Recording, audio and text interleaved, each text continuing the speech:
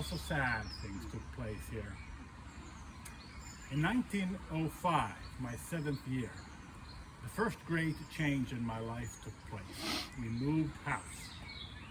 My father, growing, I suppose, in prosperity, he was a lawyer, decided to leave the semi-detached villa in which I had been born and built himself a much larger house, further out into what was then the country. This ain't the country anymore. The new house, before it was called Little Lea, it was called their new house, as we continued for years to call it, was a large one, even by my present standards. To a child, it seemed less like a house than a city. My father, who had more capacity for being cheated than any man I have ever known, was badly cheated by his builders. The drains were wrong, the chimneys were wrong, and there was a draught in every room. None of this, however, mattered to a child. To me, the important thing about the move was that the background of my life became larger. The new house is almost a major character in my story. I am the product of long corridors, empty sunlit rooms, upstairs indoor silences, attics explored in solitude, distant noises of gurgling cisterns and pipes, and the noise of wind under the tiles. Also, of endless books. My father bought all the books he read and never got rid of any of them. There were books in the study, books in the drawing room, books in the cloakroom, books too deep, in the great bookcase of the landing, books in the bedroom, books piled high as my shoulder in the cistern attic, books of all kinds reflecting every transient stage of my parents' interests, books readable and unreadable, books suitable for a child and books most emphatically not. Nothing was forbidden me. In the seemingly endless rainy afternoons, I took volume after volume from the shelves. I had always the same certainty of finding a book that was new to me as a man who walks into a field has of finding a new blade of grass. Where all these books had been before we came to the new house is a problem that never occurred to me until I began writing this paragraph. I have no idea of the answer. So that's the happy stuff. But also sorrow happened at this house. There came a night when I was ill and crying, both with headache and toothache. He's 8 years old, and distressed because my mother did not come to me. That was because she was ill too. And what was odd, that there were several doctors in her room, and voices, and comings and goings all over the house, and doors shutting and opening. It seemed to last for hours. And then my father, in tears, came into my room and began to try to convey to my terrified mind things it had never conceived before. It was in fact cancer, and followed the usual course. An operation. They operated in the patient's house in those days. An apparent convalescence, a return of the disease, increasing pain, and death. My father never fully recovered from this loss. Children suffer not, I think, less than their elders, but differently. For us boys, the real bereavement had happened before our mother died. We lost her gradually, as she was gradually withdrawn from our life into the hands of nurses and delirium and morphium, and as our whole existence changed into something alien and menacing, as the house became full of strange smells and midnight noises and sinister whispered conversations. This had two further results, one very evil and one very good. It divided us from our father as well as our mother. They say that a shared sorrow draws people closer together.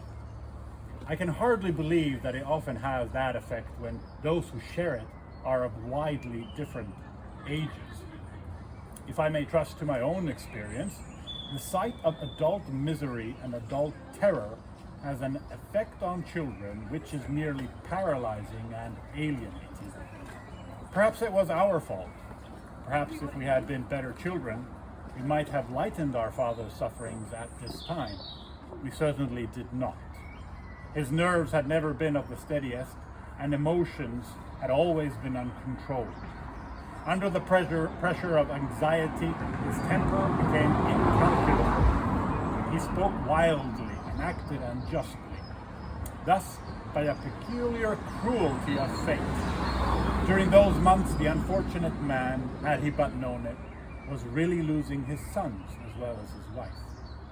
We were coming, my brother and I, to rely more and more exclusively on each other for all that made life bearable, to have confidence only in each other. I expect that we, or at any rate I, were already learning to lie to him. Everything that had made the house a home had failed us. Everything except one another. We drew daily closer together. That was the good result. Two frightened urchins huddled for warmth in a bleak world.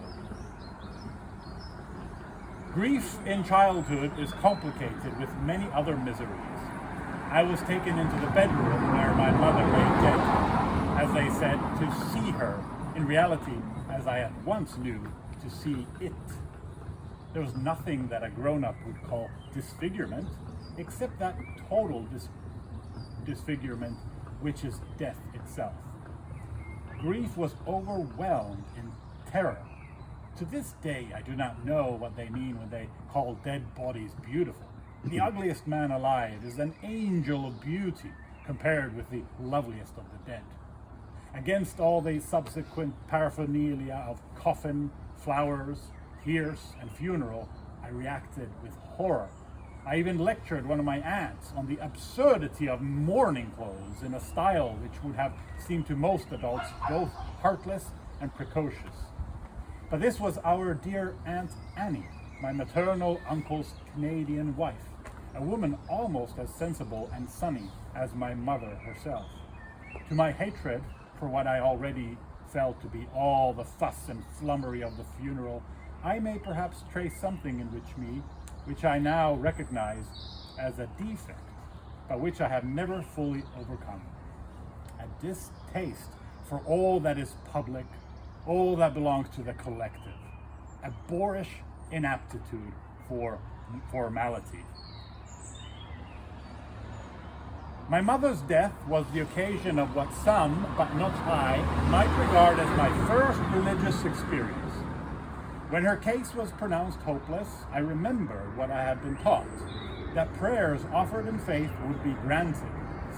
And we read about the efficacy of prayer, didn't we, in class? I accordingly set myself to produce by willpower a firm belief that my prayers for her recovery would be successful, and as I thought, I achieved it. When nevertheless she died, I shifted my ground and worked myself into a belief that there was to be a miracle. The interesting thing is that my disappointment produced no result beyond itself. The thing hadn't worked, but I was used to things not working, and I thought no more of it.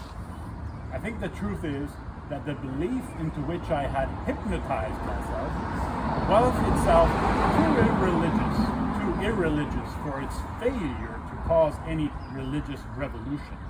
I had approached God, or my idea of God, without love, without awe, even without fear.